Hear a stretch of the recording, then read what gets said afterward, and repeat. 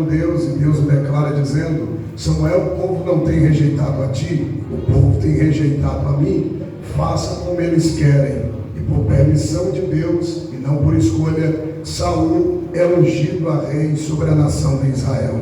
Saul começa a reinar bem, até o dia que Deus ordenou ele ir até a terra de Malaque, dizimar todos os amalequitas, do maior ao menor. Por que que Deus tem uma dívida a acertar com os amalequitas? Porque os amalequitas, o original do seu nome, são aqueles que atacam por trás. Quando Deus tirou o povo hebreu da terra do Egito e os conduziu até a terra que emana leite e mel, os amalequitas atrapalharam a peregrinação. E Deus fez uma promessa: eu vou riscar esse povo da terra. E o bom é que Deus não sofre de amnésia, Deus não sofre de Alzheimer. Um dia Deus vai acertar as contas. E esse dia chegou. E quando Saul desce até a terra de Malaque, os amalequitas, ele deixa o rei Agog vivo, deixa as ovelhas vivas e retorna a Jerusalém. Deus manda Samuel esperar. E quando ele entra em Jerusalém, Samuel declara dizendo: é melhor obedecer do que sacrificar, porque não obedecer-te, mas sacrificar-te. Hoje o Senhor rasgou o teu reino e deu ao teu próximo, que é melhor do que tu. Por que que Davi vai ser melhor do que Saul? Davi vai ser melhor do que Saul, porque quando Davi se assenta no trono, Davi declara dizendo: traga-me a mim a arca da aliança, ou a arca do concerto, para que eu possa reinar sobre a nação de Israel. Porque Davi grita dizendo: longe de mim reinar sem a presença de Deus. Davi está trazendo à memória o que aconteceu há 20 anos atrás. E o que foi que aconteceu há 20 anos atrás, pastor? A arca havia sido levada pelos filisteus. O sacerdote por nome de Eli, pai de Ofni e Finéias, é um sacerdote que aparece na Bíblia de duas formas. De quantas formas? Ou deitado ou sentado. Deus fala com Samuel, ele está deitado, ele recebe a notícia, ele está sentado. Caracteriza, evidencia que o sacerdote ali é um sacerdote acomodado. Por ele ser um sacerdote acomodado, ele é conivente com a prevaricação dos seus dois filhos. Ele subtraía a gordura que era destinada a Deus com um garfo de 3 pontas. E não só isso, eles levavam moças para se prostituir dentro do templo. Parece-me que essa geração de Ofni e Finéias não é diferente dessa geração atual, uma geração sem temor e sem tremor. Só que Deus, ele não é conivente com o pecado de ninguém. Deus é amor, mas Deus também é justiça. Deus entrega na mão dos filisteus a nação de Israel. Os filisteus entraram, saquearam a casa de Deus, levaram a arca, mataram Ofni e Finéias ao fio da espada.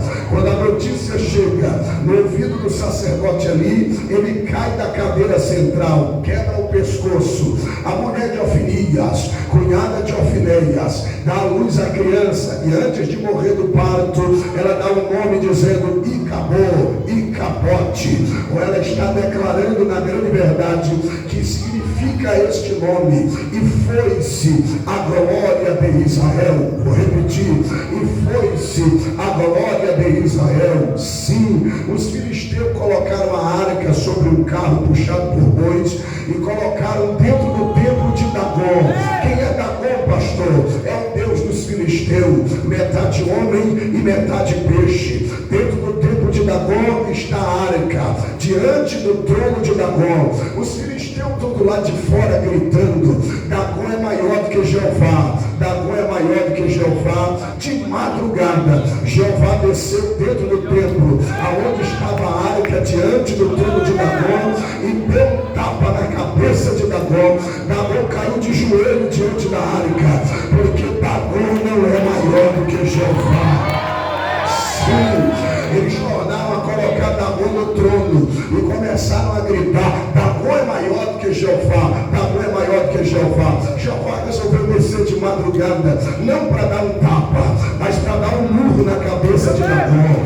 Dagon caiu com a cabeça quebrada, braços quebrados, perna quebrada e de joelho diante da arca, porque Dagon não é maior do que Jeová. Olha para alguém que está ao seu lado, diga para ele ou para ela: Dagon não é maior do que Jeová. Pode ser para alguém: Dagon não é maior do que Jeová. A arca ficou 6 meses sob o poder dos filisteus e foram acometidos de enfermidade mortal. Por quê, pastor? A presença de Deus é bênção para quem está bem. Para quem não está bem é maldição. Tenta carregar a presença de Deus de qualquer jeito para você ver. Tenta carregar a presença de Deus de qualquer jeito para você ver. Os filisteus devolveram a arca para o sacerdote por nome de Abinadab, pai de Uzaiaiô. A arca vai ficar 20 anos na casa de Abinadab. Quantos anos? Quantos anos? Nada muda, nada revoluciona, até a hora que Davi deu um grito: longe de mim reinar sem a presença de Deus. O sacerdote Abinadab mandou Uzaiaiô preparar um carro novo, puxado por bois, colocou a arca em cima e eles direcionaram a arca a Jerusalém. Só que no meio do caminho os bois tropeçaram. Vou repetir: os bois tropeçaram, porque Deus sempre vai colocar uma pedrinha para quem quer carregar a presença de Deus de qualquer jeito. Agora, por que o Senhor está dizendo que o Senhor sempre vai colocar uma pedrinha para quem quer carregar a presença de Deus de qualquer jeito? Como foi que os filisteus levaram a arca para o templo de Dagon? Diga comigo: em um carro puxado por bois. E como foi que o Uzaiaiô levou a arca para Jerusalém? Em um carro novo puxado por bois. O carro novo aqui caracteriza, evidencia a intenção que é boa, mas já diz o cearense: de boas intenções o inferno está cheio. E o que é que tem que fazer, pastor? A arca tem que ser levada no ombro de sacerdote e no ombro de levita. Quando eles colocam a arca num carro puxado por bois, eles estão imitando os filisteus. Posso falar a verdade aqui para você? Nós que servimos a Deus não precisamos imitar o mundo para tentar nos trazer quem é do mundo para a igreja. Vou repetir: nós que carregamos a presença de Deus não precisamos imitar o mundo para trazer quem é do mundo para a igreja. Leonardo Ravel dizia: a igreja não atrai pela igualdade, a igreja atrai pela diferença. Então bata no ombro de alguém, se você puder, diga para ele, diga para ela: não precisa imitar o mundo. Vou repetir: não precisa imitar o mundo. Quem quiser andar conforme o mundo que ande, quem quiser andar parecido com o mundo que ande, a igreja vai andar parecida com o céu. Sim. Davi gritou quando a arca está caindo, que o Uzá foi fulminado, que Aulô tremeu e temeu. Ele disse: e agora, como traremos a arca de Deus? Como traremos a presença de Deus? Os sacerdotes, os levitas estão em Jerusalém. O que é que ele recebe de informação? O Davi, na lei mosaica, a arca é para ser levada no ombro de sacerdote levita. E o que é que Davi entende agora? Tem que ir em Jerusalém, preparar sacerdote levita para levar a arca para Jerusalém. O problema qual é, pastor? Aonde deixar a arca? A arca vai ficar na casa de Obed-edom, o estrangeiro. Na casa de Obed-edom, a arca vai passar 3 meses. Quantos meses?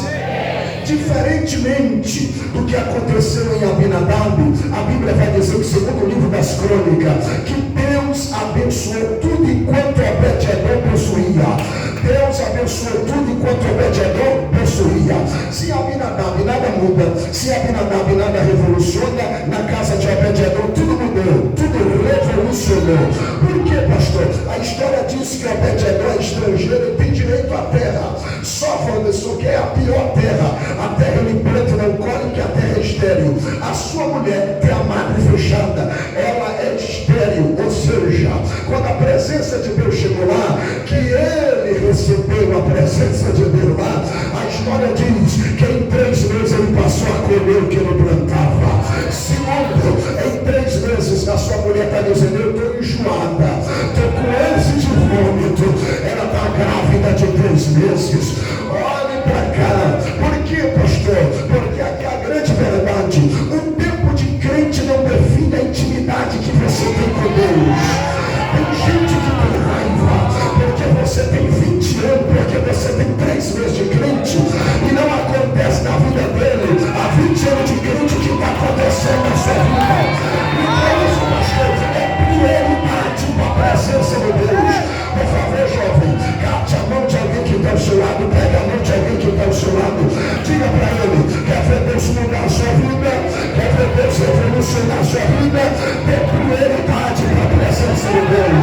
Dê prioridade para a presença de Deus. Sim, olhe para a ponta do meu nariz, que as turbinas já estão esquentando. Vamos lá. Sim, Davi retorna depois de 3 meses. Quando Davi retorna, que bate na porta, que Obed-Edom abriu a porta, ele começa a lacrimejar os olhos, Daniel. Agora, por que ele começa a lacrimejar os olhos? Porque ele sabe que Davi vai levar a arca. E Davi lhe sentiu, percebeu que ele está quase chorando. Davi olha para Obed-Edom e diz: Obed-Edom, o que é que tu quer que eu te darei? Obed-Edom está falando com o rei, sim ou não? Sim ou não? Sim. Se Obed-Edom pedisse ouro a Davi, Davi poderia dar? Se pedisse prata, Davi poderia dar? Agora, o que Obed-Edom pede? Todas as vezes que eu falo, meu coração inflama. Obed-Edom olhou para Davi e disse: meu rei, se vai levar a arca, não me deixe aqui, me leve junto com ela. O que é que Davi está dizendo?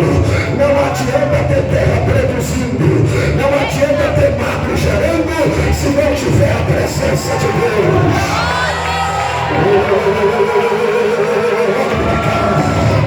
Obed-Edom caracteriza um crente que quer estar aonde a presença de Deus está. Eu posso falar a verdade para você. Eu tenho rodado em algumas igrejas catedráticas, pregado para alguns homens catedráticos, mas eu tenho sentido a ausência do Espírito Santo de Deus. É lindo o culto, tem hora para começar, tem hora para terminar. Quem apreende esses eventos são os grandes nomes da nossa nação, mas a gente sente uma ausência da manifestação da presença de Deus.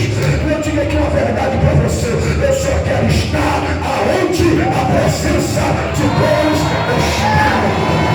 Sabe o que a Obed-Edom está dizendo? Que adianta entrar aqui e a presença de Deus não está. Me leva junto com ela, olha para cá que ela vai de quina. Sabe o que é que Jesus disse? Aonde tem 2 ou 3, ali traz o Marco Feliciano, traz não, e não dá para pagar cachê. Aonde tem 2 ou 3, ali traz a Damares, traz não, porque não dá para pagar cachê. Mas Jesus disse: aonde tem 2, aonde tem 3, ali estará a presença do Espírito Santo. Eu posso falar a verdade para você, eu posso falar a verdade para você. Eu tenho orgulho de ter nascido na Assembleia de Deus, orgulho de ter nascido na Assembleia de Deus. Houve-se um tempo que os crentes vinham para a igreja, não queria saber quem era o pregador, não queria saber quem era o cantor.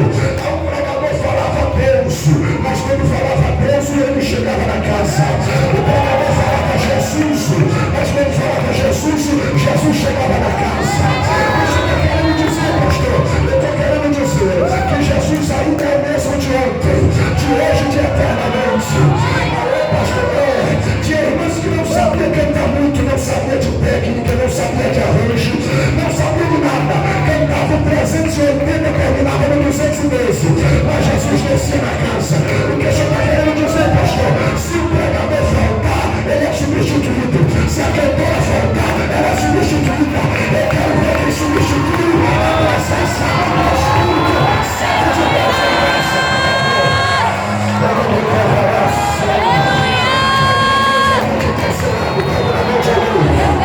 Pega na mão de alguém que está ao seu lado, pega na mão de alguém, se possível, pega na mão de alguém que está ao seu lado, balança a mão dele, balança a mão dela, diga para ele, diga para ela, só quero estar aonde a presença de Deus está.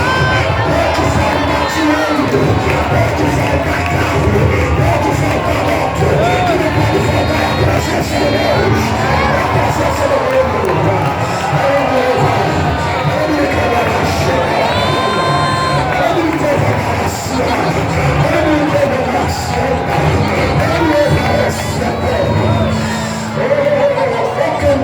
sunamitas, permitam ser o seu nome.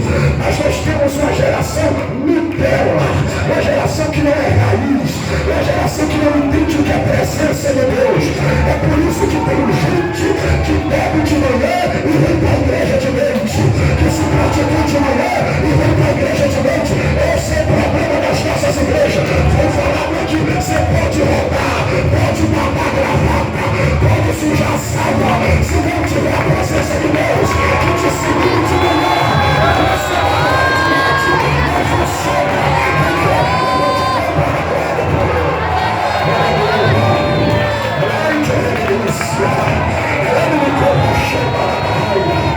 Deixa eu entrar por esse caminho, Jesus. Me segura. Sim, coloca uma arca no ombro do sacerdote levita. Olha a diferença, cantora sunamita. A arca no ombro do sacerdote levita agora é diferente, porque não é às pressas, puxado por Deus. É de 6 em 6 passos para, sacrifica e dá o 7. Como é que é isso? Ministério não é para quem quer crescer da noite para o dia. Ministério é passo a passo. Passo a passo. Segundo, ministério é para quem para. Vou repetir, é para quem para.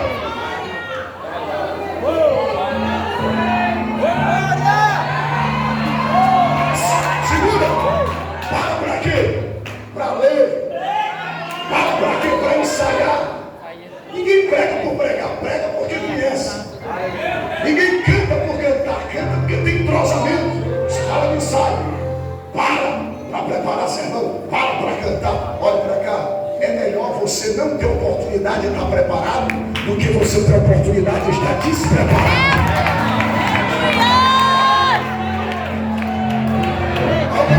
Davi derrubou Golias com uma pedra e foi proposital. A história diz que os pastores, com uma funda e uma pedra, acertavam a orelha das ovelhas. Tinha uma tribo em Israel que acertava com a funda e uma pedra o fio de um cabelo. Você acha que Davi acertou por acaso? Ele acertou porque se preparava.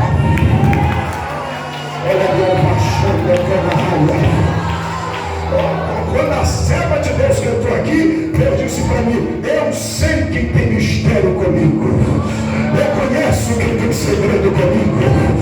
O nosso ministério está aqui, mas um dia teve em cima do monte, um dia teve na consagração, um dia teve na oração do meu dia. Eu estou pregando para jovem, então vai recebendo. Você quer ter ministério? Paga preço, jovem. Sai da internet daquilo.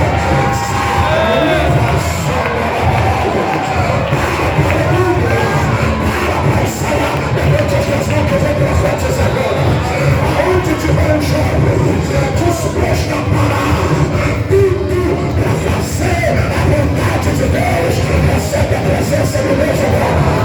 Onde línguas estão, onde variedade de línguas, onde profecia.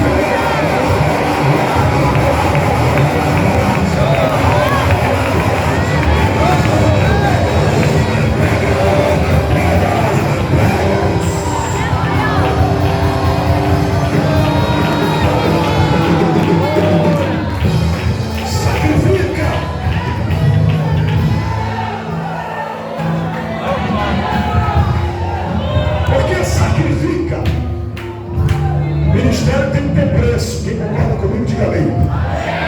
Ministério tem que ter o quê? Tem que ter o quê? Você está sacrificando alguma coisa para carregar a presença?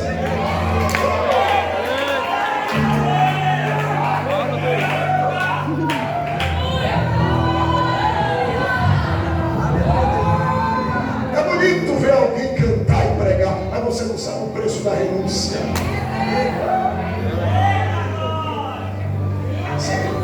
Evangelho sem renúncia não é evangelho. Jesus disse: quer me seguir, toma a cruz. Quem toma a cruz não está indo para o estádio. Quem toma a cruz não está indo para o shopping. Quem toma a cruz está indo para o Gólgota. Quem está indo para o Gólgota está indo fazer o quê?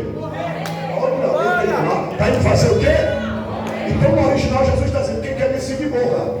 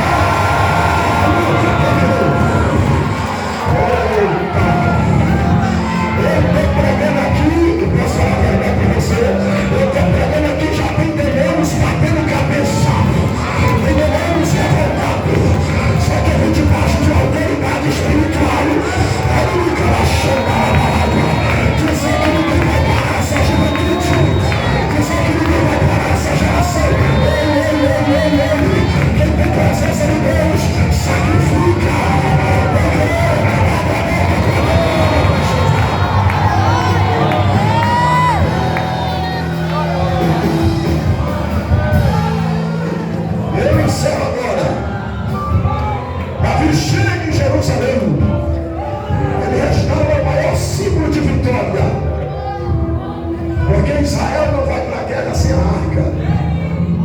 Fazia quanto tempo que a arca tinha saído de Israel? Em especial Jerusalém? Diga comigo, 20 anos. Davi restaurou o maior símbolo de vitória. Aí agora quem está dizendo é Deus, tu é melhor do que Saul, Davi. Quem está dizendo é o povo, porque o povo cantou. Saul matou seus milhares, mas Davi matou seus 10 milhares. E aqui que eu começaria, mas aqui que eu termino. Cutuca alguém e diga, você sabe por que Davi é melhor do que Saul? Exegese fiel. Exegese é deixar o texto falar por si só. Exigese é colocar no texto o que eu quero. Por que Davi é melhor do que Saul? Só por esse fato. Traz a presença de Deus. Fala para mim, o que te faz melhor não é a chapinha, não é a maquiagem, não é a tua aparência, não é o teu paletó do Ricardo Almeida, não é o teu sapato democrata, não é o teu relógio Rolex. O que te faz melhor não é o teu cartão internacional de alta credibilidade. O que te faz melhor não é o teu carro da hora, não é a tua moto da hora. O que te faz melhor não é pegar pelo meio, teus olhos verdes. O que te faz melhor não é a tua altura, não é a tua formosura. O que te faz melhor é a presença.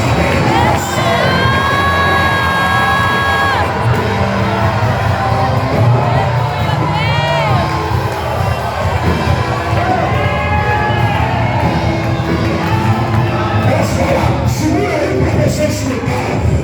O que te faz melhor é a presença que você traz.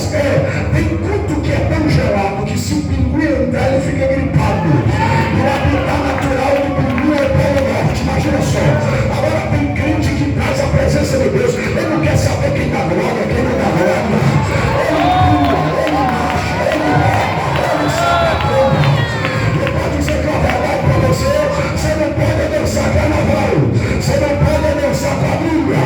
Você não pode ir para os paredão da vida. Mas a glória dele vem te proíbe do mar. Eu vou dizer uma coisa para você. Mas falar a verdade, eis aqui alguém que um dia alguém pegou pelo braço e colocou para fora da igreja. Porque disseram aqui não pode pular, aqui não pode baixar. Eu digo não tem problema, mas eu quero ver quem é que me segura lá fora.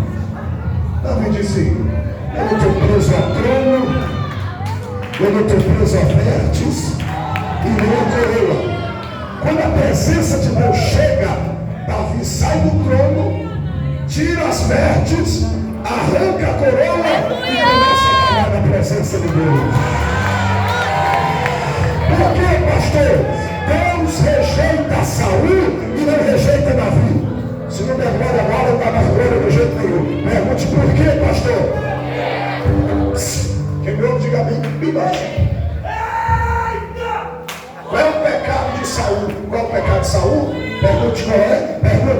pastor? Poupar a vida do rei Agog. Qual é o pecado de Davi? Premeditar a morte de Urias. Qual é o pecado de Saul? Samuel atrasa para o culto e ele diz: eu vou fazer o culto. Sacrificou na frente de Samuel. Qual é o pecado de Saul? Sacrificar. Qual é o pecado de Davi? Adulterar com Betseba. Vou passar a responsabilidade para vocês. Qual é o pecado maior? De quem sacrifica ou de quem adultera? Qual é o pecado maior? De quem poupa ou de quem mata? Qual é o pecado maior? De quem mata. Qual é o pecado maior? De quem adultera. Sim ou não? Então vocês estão dizendo que o pecado de Davi é maior que o de Saul. É porque Deus rejeitou a Davi e rejeitou a Saul. Pergunte por quê, pastor? Salmo 51.